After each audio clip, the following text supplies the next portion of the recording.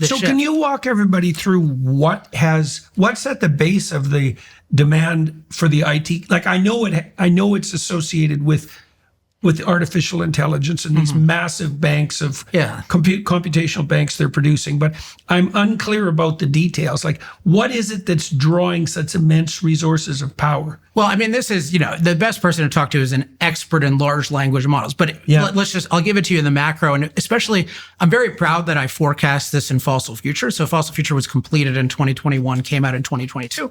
And the basic mechanism I talked about is there's really an unlimited human need for energy. And what energy is, it's machine food or machine calories. And historically, the major use of energy has been to expand and amplify human physical labor. So by expand, I mean via machines. So we can do things that we couldn't do. Like we can power an incubator with energy. We can't get 5 humans together and make an incubator, right? We can't get 1,000 humans and make a plane. So one thing energy and machines do is they expand our productive abilities, and then they also amplify. So the example of, a modern combine harvester will make an agricultural worker able to reap and thresh 1,000 times more wheat than he could on his own, right? So that's the kind of classic thing. So it expands and amplifies the abilities. Historically, it's been primarily our physical abilities. And what the AI does, and it's really better thought of as augmenting our intelligence, is it's figuring out new ways to dramatically expand and amplify our mental ability. So as we're recording this, it's been about a week since ChatGPT Pro came out. So ChatGPT Pro is a $200 a month product of OpenAI, which for certain businesses, I think is going to just be wildly cheap, including mine. So any kind of I'm in the business, including of creating energy policy and arguments and this kind of thing. And this is something modern AI, and specifically these large language models, has become incredibly good at. And with the Pro version, it's unbelievable in terms of just helping you make decisions, helping you solve problems. So I had a very complex accounting and legal question that I needed because, I'm in the world of politics and there's always a question of what's lobbying and what's not lobbying. And do you want a nonprofit structure or a for-profit structure? And I can just lay this out and it can give me, the equivalent of 10 hours of a lawyer. And then I can just run it by an actual lawyer for 1 hour to vet it. And I save whatever it is. Right. $5,000 or something like that. And it's, of course, much quicker. The thing is on demand. It doesn't get sick. It doesn't make spelling errors, right?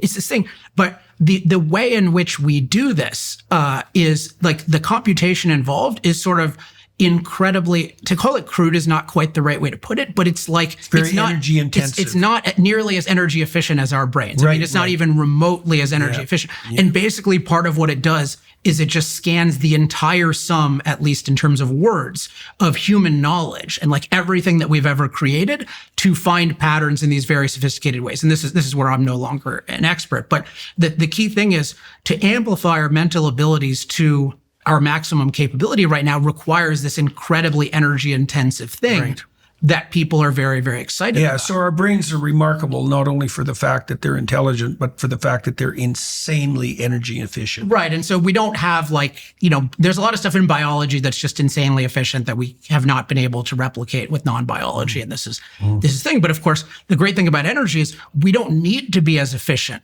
as nature at any given point because, for a human in the United States, we have 75 times more energy used by our machine servants than we do by our own bodies, right? So and but with the AI and with the need for knowledge, what we're finding is there's no real end point to our desire to augment our intelligence. Right. And in particular in the realm of medicine and then more broadly longevity.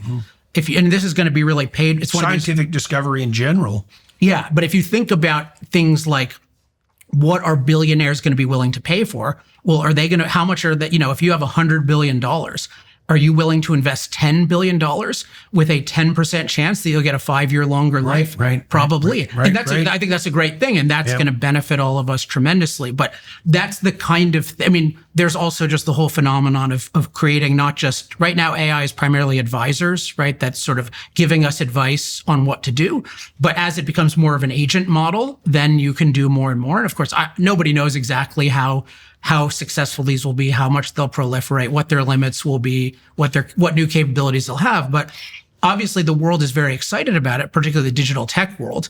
From a security perspective, we view it as existential, which I think is a correct read on it, given the power, like in every sense of this, including metaphorical. And the rate of change. Yeah, it's just, this is the kind of thing you want to be very much on top of. Yeah. So for all of these reasons, there is huge urgency I think proper urgency in the digital tech world even to keep ahead of the Chinese, for example. Yeah, right. And you're seeing that. And I think somebody like, Burgum in the new administration, like this is a big focus of his in particular. It's like he's very sensitive to the national security implications of AI. Well, so it's lovely to see Yeah. that when push came to shove, so to speak, that the big tech companies in the United States returned to their own narrow self-interest and Yes. made the right bloody decisions. Yes. Really, it's really something to see. And that's not, I'm not even so cynical about that. I mean, this is, I think, part of why sometimes populations will have better conclusions than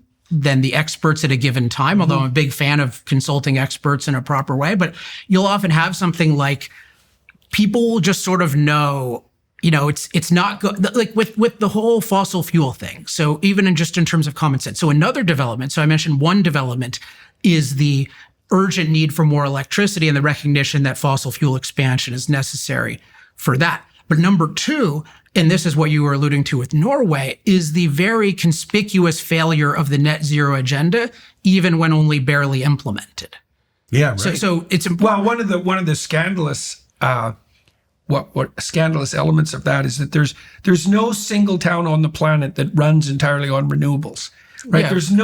There's no micro projects, except proof of concept. Except poor ones do. They run on wood and Yeah, dough. well, right. Well, yeah. But they don't really run. Well, that's the problem. They the more problem. die. Yeah. Yeah, exactly. And so, and the fact that electricity prices spike toward the infinite as the wind stops blowing and it's nighttime, which turns out to be a real problem if you happen to be like in the winter. Yeah.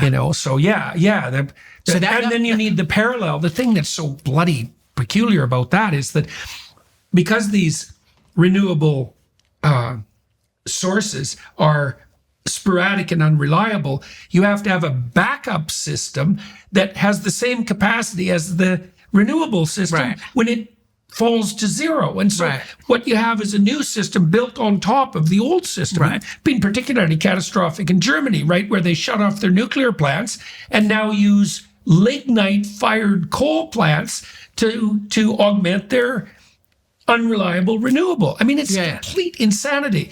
Right. So quintupled the price.